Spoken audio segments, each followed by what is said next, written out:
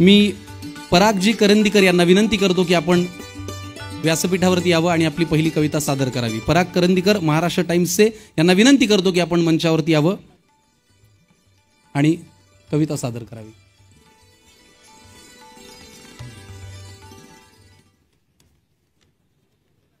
नमस्कार, सन्माननीय व्यासपीठ।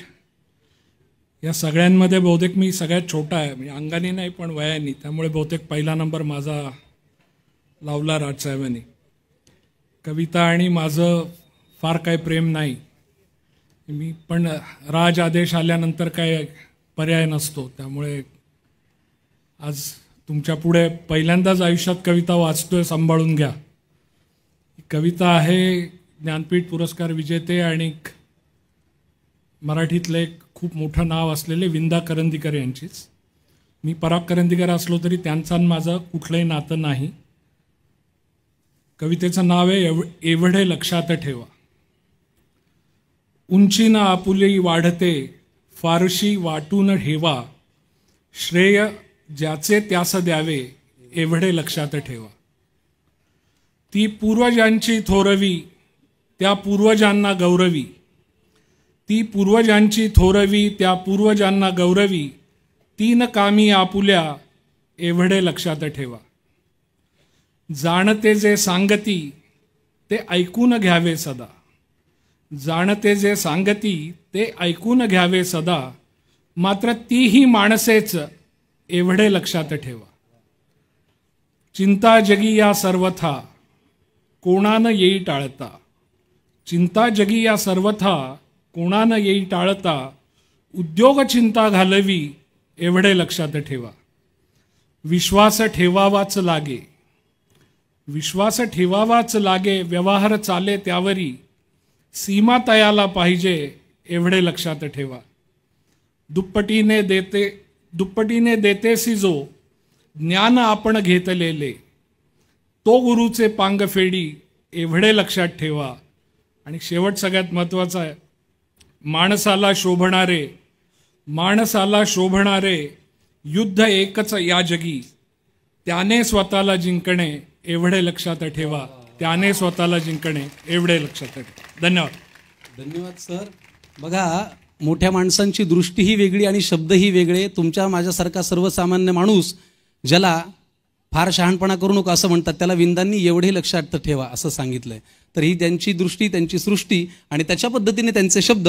पुढची कविता सादर करतील यानंतर मी कविता वाचनासाठी इथे आमंत्रित करते एबीपी माझाचे संपादकीय प्रमुख माननीय श्री राजीव खांडेकर यांना।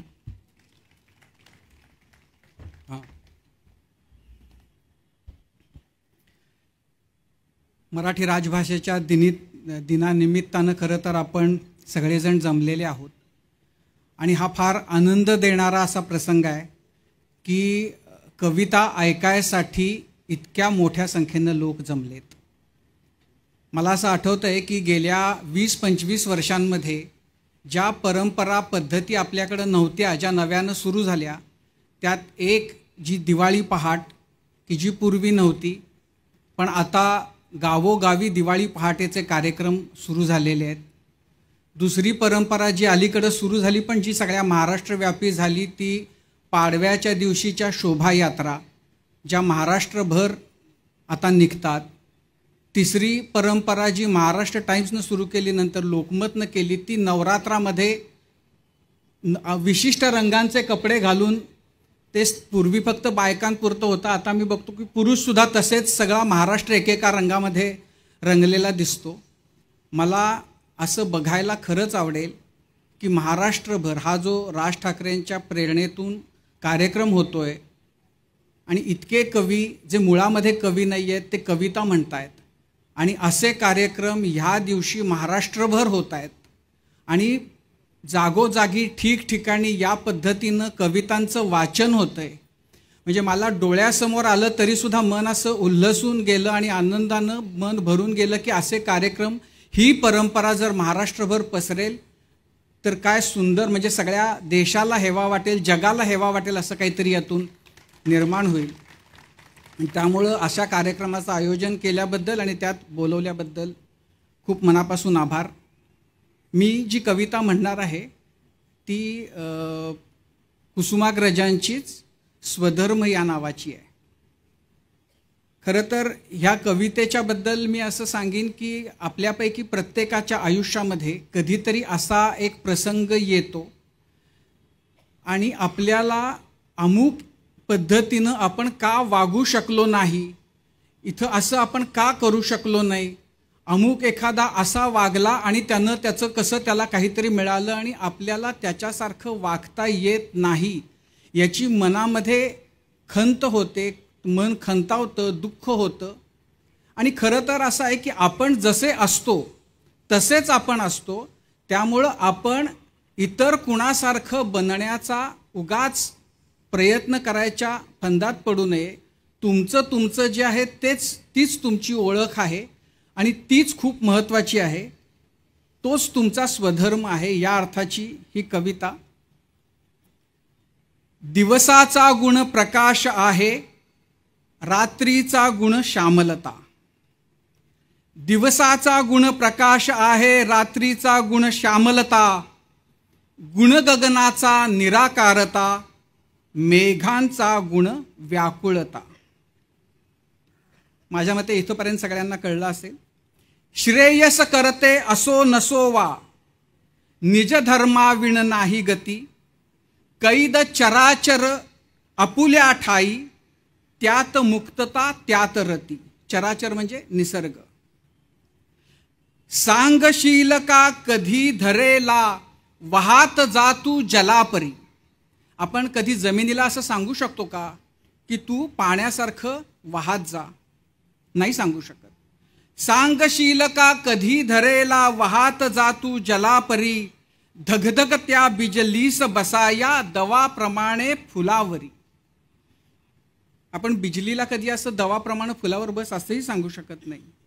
तसेच आहे मी पण माझे, तयासारखे तेच असे. तसेच आहे मी पण माझे, तयासारखे तेच असे. अपार काळामध्ये बनावट एकाची दुसऱ्यास नसे. अभेद्य असले अजिंक्य असले, भले बुरे पण तुटेल का. तुटल्यावरती आणिक काही, शून्या वाचूनी उरेल का. मला असं वाटतं की यातनं जो काही बोध आहे की आपण आपल्यासारखंच असावं, राहावं, ही या कवितेतून फार नेमकेपणानं, चपखलपणानं असं त्यातनं आलेलं आहे, जे माझ्या खूप हृदयाच्या जवळची अशी कविता आहे. आणि माझी खात्री आहे की यानंतर आपल्या मनामध्ये कधी हा असा का, तो तसा का असा प्रश्न येणार नाही. आपण जसे आहोत तेच अस्सल आहे, आपण तसंच राहावं. एवढंच बोलून या शुभदिनी आपल्या सगळ्यांना शुभेच्छा देऊन थांबतो. नमस्कार. धन्यवाद राजीव सर. यानंतर इथे काव्य वाचनासाठी आमंत्रित करते लोकसत्ताचे संपादक माननीय श्री गिरीश कुबेर यांना. जोरदार टाळ्यांच्या गजरात आपण त्यांचं इथं मंचावर स्वागत करूया.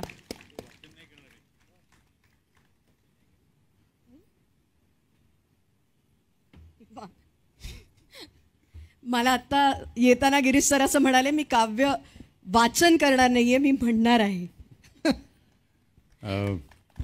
मित्र राज ठाकरे आणि त्यांच्या सगळ्या सहकाऱ्यांचे मनापासून आभार. हा जो कार्यक्रम आयोजित केलेला आहे. आणि फक्त अडचण एकच आहे की एकच कविता सादर करायची आहे. मला ग्रेसांपासनं, इंदिरा संतांपासनं, शिरवाडकरांपासनं ते पुष्यमित्र उपाध्यायांच्या चलो द्रौपदी शस्त्र उठा लो अब गोविंद ना आएंगे, अशा अनेक कविता आठवत आहेत. सादर करायचं आहे. एकच कविता सादर करायची, छोटीशी आहे, महत्त्वाची आहे. का मी ही कविता निवडली याचं उत्तर या कवितेच्या शेवटच्या ओळीमध्ये मिळेल. अतिशय कवी कोण आहे तेही नंतर सांगेन, कारण आधी कवीचं नाव कळलं तर ते असं काही लिहू शकतात यावर अनेकांचा विश्वास बसणार नाही. त्यामुळे कवीचं नावही नंतर सांगेन.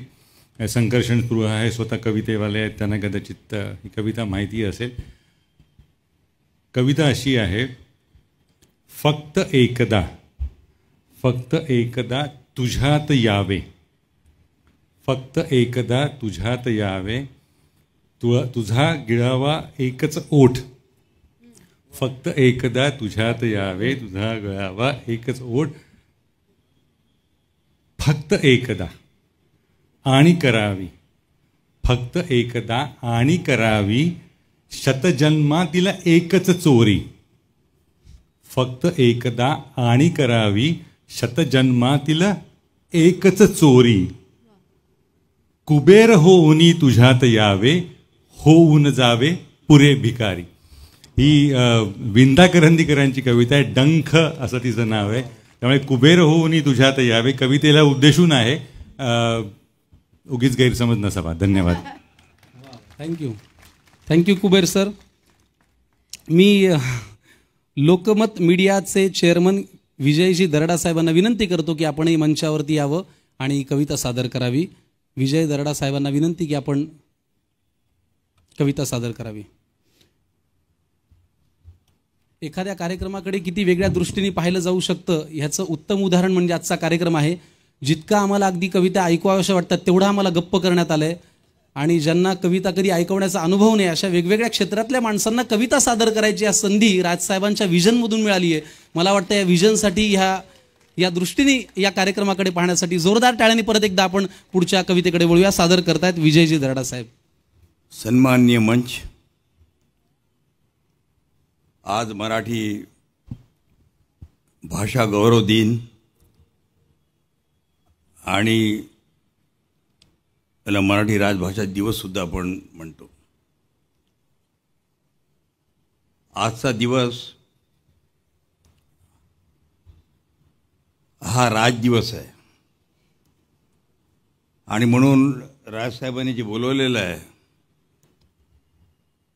तो राजदिवस आज आम्ही साजरा करतो आहोत. इथे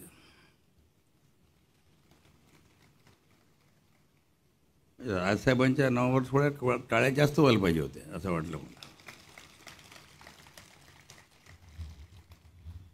तात्यासाहेबांचा आज जन्मदिवस आहे आणि आजचा दिवस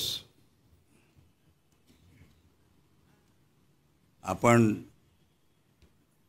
त्यांना अभिनंदन करून त्याची मी सुरुवात करतो आहे. त्यांची जी कविता आहे शहरातील 5 पुतळे, माझ्या 2 लहान कविता आहेत म्हणून त्याला एक समजावी आपण. मध्यरात्र उलटल्यावर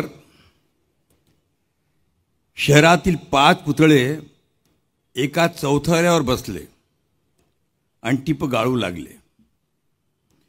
मध्यरात्र उलटल्यावर शहरातील 5 पुतळे एका चौथऱ्यावर बसले आणि टिप गाळू लागले. ज्योतिबा म्हणाले शेवटी मी झालो फक्त माळ्यांचा. ज्योतिबा म्हणाले शेवटी मी झालो माळ्यांचा. आणि शिवाजीराजे म्हणाले मी फक्त मराठ्यांचा. आंबेडकर म्हणाले मी फक्त बौद्धांचा. आणि टिळक उद्गारले मी तर फक्त चितपावन ब्राह्मणांचा. गांधींनी गळ्यातला गैवर आवरला. गांधींनी गळ्यातला गैवर आवरला आणि ते म्हणाले तरी तुम्ही भाग्यवान. एक एक जात जमात तरी तुमच्या पाठीशी आहे. एक एक जात जमात तरी तुमच्या पाठीशी आहे. माझ्या पाठीशी मात्र फक्त सरकारी कचेऱ्यातील भिंत आहे.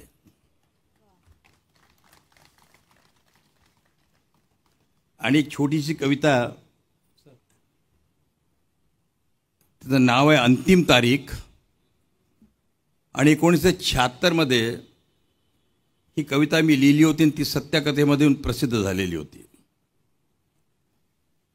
गुलाब फुलतीलच असे नाही, गुलाब फुलतीलच असे नाही आणि फुलले तर दरवळतीलच असे नाही. गुलाब फुलतीलच असे नाही, फुलले तर ते दरवळतीलच असे नाही. अशा युगात तू आहेस जेथे आभास सत्य आहे. श्रद्धेवर जगणे आता अशक्य. डोळेवर लावून खुल्या आकाशात बुडू नकोस, डोळेवर लावून खुल्या आकाशात बुडू नकोस, तुझ्या डोळ्याची अंतिम तारीख ठरलेली आहे. धन्यवाद. नमस्कार. जय हिंद. जय महाराष्ट्र.